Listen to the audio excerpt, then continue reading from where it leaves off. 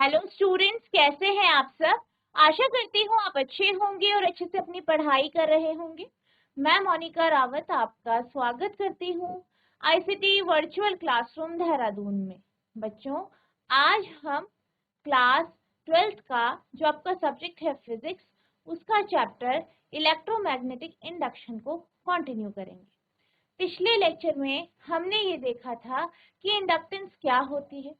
Mutual inductance के concept को हमने जाना था, जिसमें हमने देखा था कि अगर दो कॉइल्स पास पास रखी हो और एक कॉइल से धारा प्रवाहित हो रही हो तो उसके कारण क्या होता है, चुंबकीय क्षेत्र उत्पन्न होता है। चुंबकीय क्षेत्र के प्रभाव में या इन्फ्लुएंस में दूसरी कॉइल आती है तो उसमें भी आपका करंट इंड्यूस होता है। यही आपका म्यूचुअल इंडक्टेंस कहलाता है, जिसे आप एम से रिप्रेजेंट करते हैं। आज हम बात करेंगे mutual inductance of a coaxial solenoid, यानी यहाँ पे हम बात करेंगे कि हमारे पास दो सोलेनोइड है और ये कोएक्सियली है, यानी इनका जो एक्सिस है वो सेम है। ठीक है, तो हम मान लेते हैं कि हमारे पास दो कॉइल है, ठीक है, और ये दो सोलेनोइड है। ठीक है, एक के बाहर मतलब एक अंदर है और दूसरा बाहर, वो कुछ इस तरीके से है और बीच में इसमें क्या है, एक्सिस। अगर हम बात करें पहले को सोलेनोइड की, तो इसे हमने S1 नाम दिया है और दूसरे सोलेनोइड को S2 नाम दिया है। नंबर ऑफ टर्न्स की बात करें तो पहले सोलेनोइड के N1 टर्न है और दूसरे के N2 टर्न। यहाँ पे इसका जो रेडियस है S1 सोलेनोइड का वो R1 है और दूसरे वाले का R2 है और लंबाई जो है वो S। ठीक है, तो आप लिखेंगे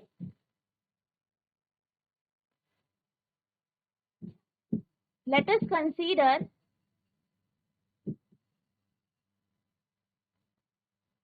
two solenoid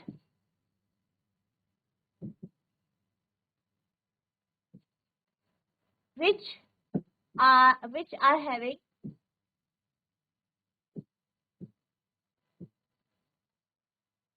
same axis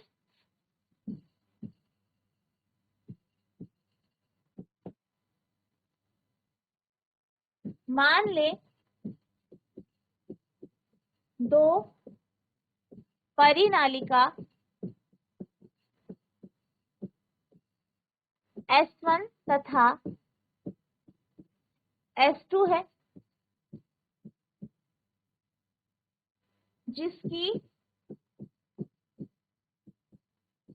जिसका अक्ष या जिनका अक्ष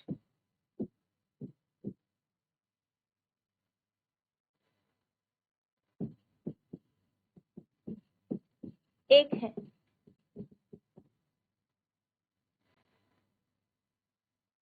इन सोलेनोइड की या परिनालिका की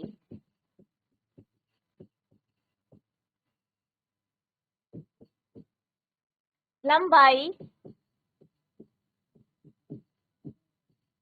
L है तथा त्रिज्या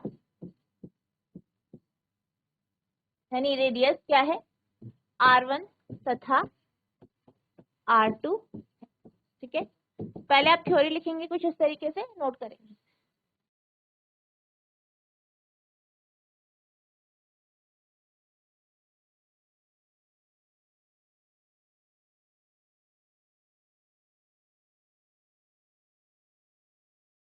मान ले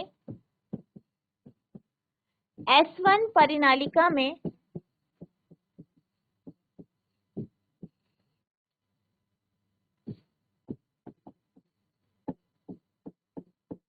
फेरों की संख्या N1 है तथा S2 परिनालिका में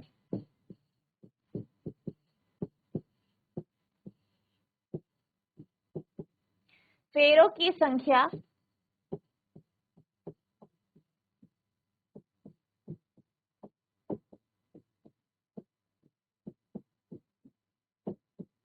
N2 है। ठीक, तो ये हमने मान लिया है।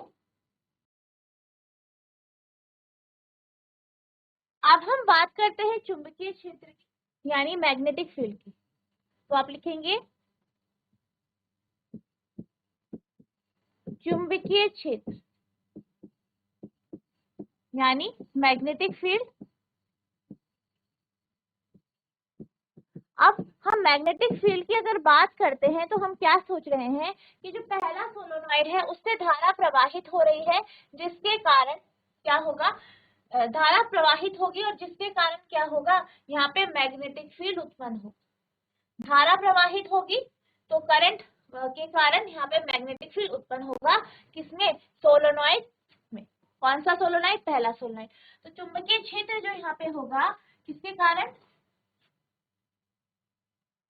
आपके पहले सोलेनॉइड के कारण। उसे आप लिखेंगे B1 बराबर म्यू नॉट N1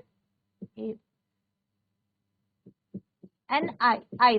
ठीक है, तो ये आपका जो होगा मैग्नेटिक फील्ड होगा पहले सोलेनॉइड के कारण। अब N1 क्या है? Number of turns. पहले सोलेनॉइड में नंबर ऑफ टर्न्स है आपके N1 यानी फेरों की संख्या। I1 उससे धारा प्रवाहित हो रही। अगर हम N1 की बात करें तो N1 क्या है? पूरी लंबाई में जो फेरे हैं। और जो है अगर हम एक यूनिट मतलब L लंबाई में कितने फेरे हैं, ये आपका N1 हो गया।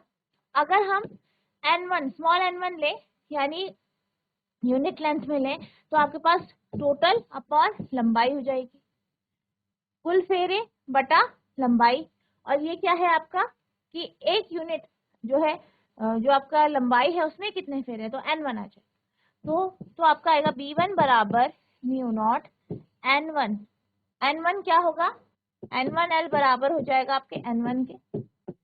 तो N1 की जगह लिख लेंगे आप N1L। ठीक, तो ये आपका इस तरीके से आ जाए। यहाँ पे थोड़ा सा मिस्टेक हो गई है, एक मिनट।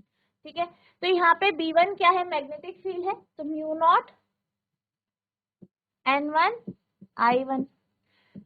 N1 की बात करें तो हम लेते हैं N1L। N क्या है? टोटल जो है नंबर जो है फेरों की संख्या, लंबाई। और ये हमने एक यूनिट फेरे के लिए लिया।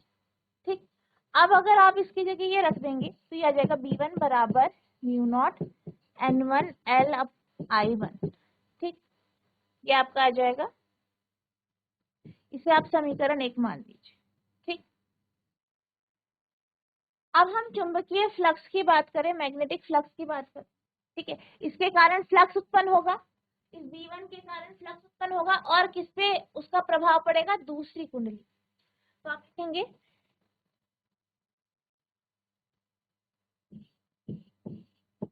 चुंबकीय क्षेत्र B1 के कारण उत्पन्न चुंबकीय फ्लक्स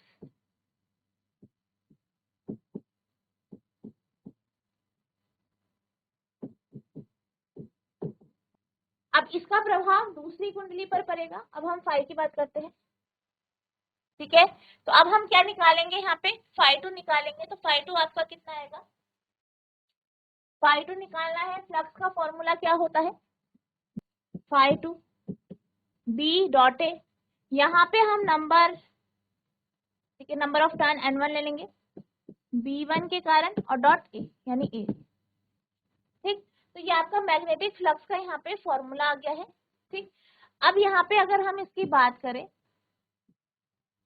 तो ये हो जाएगा फाई 2 बराबर N1 B1 A cos theta. तो ये फ्लक्स का आपका फॉर्मूला आ गया है। इसे इक्वेशन नंबर 2 मान लीजिए, नोट कर लीजिए। ठीक, अब हम क्या करेंगे? यहाँ पे B1 जो है यहाँ से रख लेंगे, B1 की वैल्यू रख देंगे। तो आप लिखेंगे सब्स्टिट्यूटिंग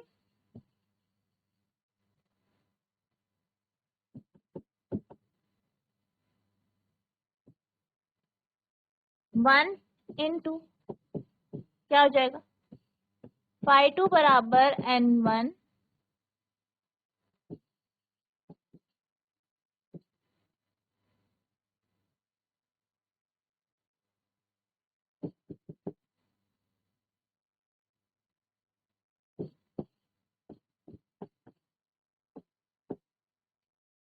ठीक, तो आपके पास ये कुछ इस तरीके से यहाँ पे आ जाए। ठीक,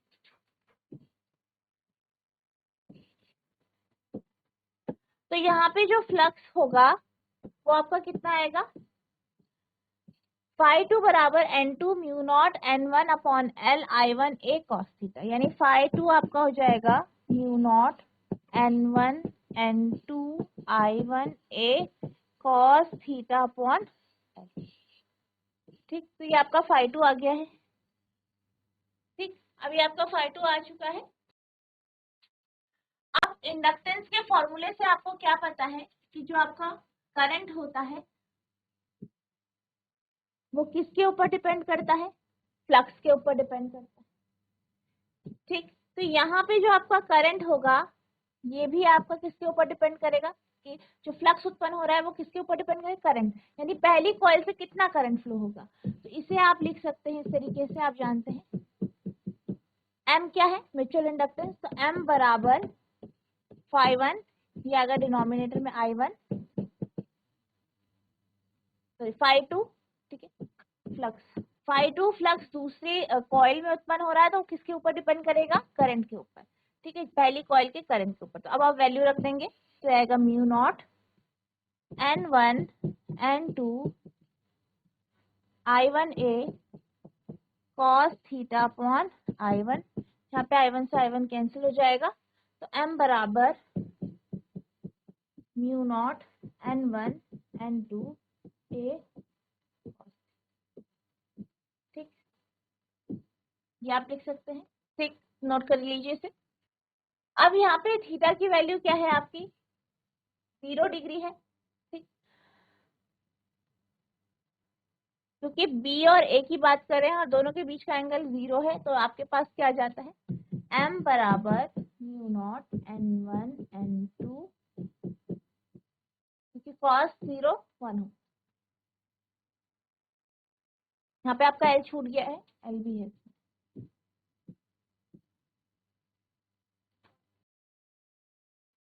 अब हम चलते हैं अगले टॉपिक की ओर, जो है आपका सेल्फ इंडक्टेंस, स्वप्रेरण। स्वप्रेरण की बात करें तो मान लीजिए आपके पास कोई कॉइल है, उससे धारा प्रवाहित हो रही है। आप जानते हैं धारा प्रवाहित होने के कारण मैग्नेटिक फ्लक्स ही उत्पन्न करेगा। अब क्या होगा, जो मैग्नेटिक फ्लक्स यहाँ पे उत्पन्न होगा उसके कारण एक ईएमएफ या करंट इसमें इंड्यूस हो जाएगा, जो इसके विपरीत दिशा में होगा या जो इसे अपोज करेगा। इसी को हम स्व प्रेरण कहते हैं, क्योंकि यहाँ पे जो करंट प्रेरित हो रहा है या इंड्यूस हो रहा है वो उसी कॉइल में हो रहा है जिसमें जिसके कारण वो उत्पन्न हुआ। ठीक है, अब यहाँ पे आप देख सकते हैं हमारे पास एक कॉइल है, इसे एसी जनरेटर से जोड़ा गया है, इससे धारा प्रवाहित हो रही है। तो करंट रेड कलर से जो करंट दिखाई गई है वो प्राइमरी करंट है, यानी जो हमने यहाँ पे फ्लो कर। अब इस फ्लो होने वाली करंट के कारण क्या होगा, आप जानते हैं चुंबकीय क्षेत्र उत्पन्न होगा, जो कि नीले रंग से दर्शाया गया है। अब इसके कारण करंट इंड्यूस होगी और वो करंट आपकी जो है हरे रंग से दर्शाई गई। ठीक है, तो इंड्यूस करंट आपकी हरे रंग से दर्शाई गई है, मैग्नेटिक फील्ड आपकी नीले रंग से दर्शाई गई है, और जो प्राइमरी करंट है यानी जिसके कारण ये उत्पन्न हो रहा है वो आपको लाल रंग से यहाँ पे दर्शाई गई है। अब आप यहाँ पे देख सकते हैं कि यहाँ पे दोनों धाराएं दिखाई गई है, प्राइमरी करंट के कारण, सेकेंडरी करंट के कारण, लेकिन दोनों कहाँ है, विपरीत दिशा में, ऑपोजिट डायरेक्शन में। ठीक, तो जब भी को क्या होता है, जब भी किसी जो है कॉइल से धारा प्रवाहित की जाती है, धारा प्रवाहन के कारण क्या होता है, मैग्नेटिक फील्ड उत्पन्न होती है, और उस मैग्नेटिक फील्ड के कारण यहाँ पे करंट इंड्यूस होता है, और जो इंड्यूस करंट होता है, प्रेरित धारा होती है, वो विपरीत दिशा में होती है प्राइमरी करंट के यानी प्राथमिक धारा। ठीक, तो ये आपका सेल्फ इंडक्टेंस का कॉन्सेप्ट है, ये सेल्फ इंडक्शन का कॉन्सेप्ट है।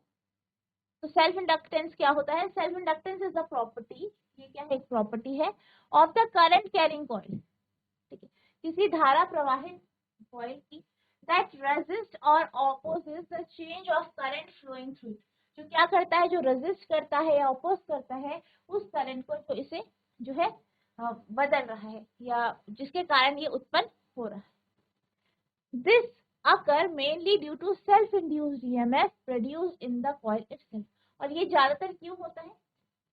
ये स्व प्रेरित ईएमएफ के कारण यहाँ पे उत्पन्न होता है। ठीक है, तो सेल्फ इंडक्टेंस एक प्रॉपर्टी है किसी कॉइल की जिसके कारण उससे जो धारा प्रवाहित होती है उसको वो क्या करता है, रेजिस्ट करता है या अपोज करता है। तो ये आपका सेल्फ इंडक्टेंस का कॉन्सेप्ट है, आप इसे नोट कर लीजिए। अब यहाँ पे अगर हम क्या करें, जैसे कि आप जानते हैं सेल्फ इंडक्टेंस में क्या होता है, हम अगर करंट बढ़ाते तो करंट के कारण, करंट हमने बढ़ाया, कॉइल आपका सेम, करंट हमने बढ़ाया, करंट हमने बढ़ाया, करंट के कारण क्या होगा, मैग्नेटिक फील्ड भी बढ़ेगी। करंट बढ़ा है क्योंकि करंट मैग्नेटिक फील्ड के ऊपर डिपेंड कर रही है, तो मैग्नेटिक फील्ड भी बढ़ेगी, तो मैग्नेटिक फील्ड बढ़ेगी तो मैग्नेटिक फ्लक्स भी बढ़ेगा। इस बात का आपको ध्यान रखना है। अब इस केस में अगर हम करंट की बात करें तो करंट फ्लक्स के ऊपर डिपेंड करता है। ये जो फ्लक्स है वो आपकी धारा के ऊपर निर्भर करती है, हम ये कह सकते हैं। तो अगर आप ये प्रोपोर्शनैलिटी का साइन हटाएं तो इसके जगह कांस्टेंट आएगा एल, जिसे आप सेल्फ इंडक्टेंस कहते हैं। एल क्या है, सेल्फ इंडक्टेंस, स्व प्रेरण। और अगर आई अगर 1 एम्पेयर हो तो क्या होगा, फाई बराबर हो जाएगा एल इंटू 1, यानी फाई बराबर हो जाएगा एल। ठीक है, तो ये आपको ध्यान नोट करेंगे इसे। अब हम बात करते हैं एल की, कि एल किसके ऊपर निर्भर करता है।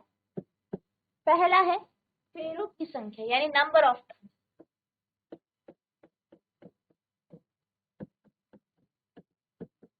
फेरों की संख्या जितनी ज्यादा होगी करंट आप जो है उतना आपका मैग्नेटिक फील्ड प्रोड्यूस होगा, और इंडक्टेंस भी वो आपका उसी के ऊपर निर्भर करे।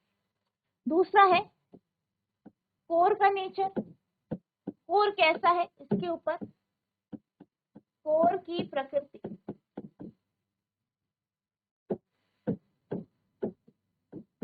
कोर की प्रकृति कैसी है इसके ऊपर। तीसरा किसके ऊपर निर्भर करता है, आपका फेरों की संख्या, कोर की प्रकृति और अनुप्रस्थ काट का क्षेत्रफल यानी एरिया ऑफ क्रॉस सेक्शन।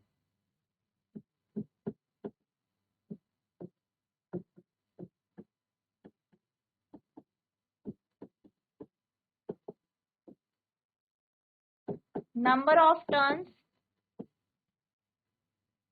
पहला पॉइंट, दूसरा है नेचर ऑफ कोर यानी किस पदार्थ का बना है, तीसरा है एरिया ऑफ क्रॉस सेक्शन। ठीक, नोट करें। हम डेरिवेशन करेंगे। हम क्या जानते हैं, आपने पढ़ा है सेकंड लॉ, जो है फैराडे का जो सेकंड लॉ है वो आपने पढ़ा है। According to Faraday second law, हम क्या जानते हैं कि जो करंट है, जो धारा है, वो किसके ऊपर निर्भर करती है, वो rate of change of flux के ऊपर निर्भर करती है। या जो ईएमएफ इंड्यूस होगी आपकी कॉइल में, वो फ्लक्स या जो आपका फ्लक्स है उसमें कितना चेंज आ रहा है उसके ऊपर निर्भर करती है। यहाँ पे जो माइनस साइन आया है वो आपके लेंस के नियम के अनुसार आया है, क्योंकि आप ये जानते हैं कि ईएमएफ उसके जो है विपरीत दिशा में इंड्यूस होता है जिस फ्लक्स के कारण वो उत्पन्न हो रही है।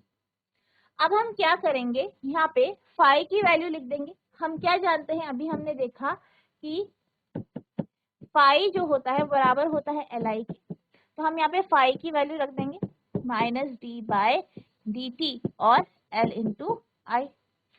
अब यहाँ पे एल को हम बाहर निकाल, माइनस एल, तो minus L D I by D T हो जाएगा। ठीक, तो इस केस में जो आपका ईएमएफ इंड्यूस होगा वो minus L D I by D T हो जाएगा। तो इस बात का आपको ध्यान रखना, ठीक है, नोट करें। तो बच्चों, आज हमने सेल्फ इंडक्टेंस के कॉन्सेप्ट को जाना।